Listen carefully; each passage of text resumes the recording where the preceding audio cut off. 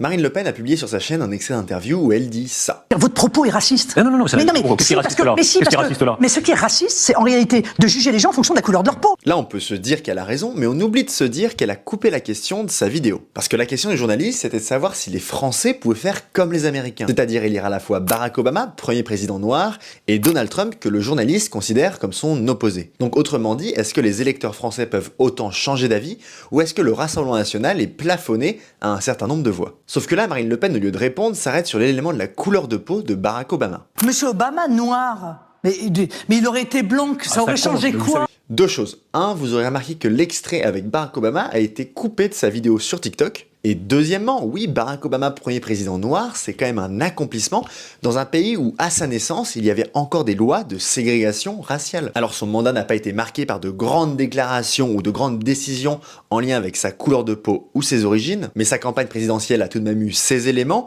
et des études montrent que son élection a permis de diminuer les perceptions de racisme dans la société américaine. Donc pour revenir à Marine Le Pen, toujours faire attention au contexte. Elle ne montre pas la question du journaliste et fait sous-entendre que c'est un contexte purement français, là où il est international de comparaison entre les élections américaines, Obama et Trump, et les élections françaises avec une potentielle victoire du RN. Et surtout, ce n'est pas parce qu'elle dit qu'elle ne juge pas sur la couleur de peau ou d'autres critères Ça, c'est la vision qui est portée par la gauche.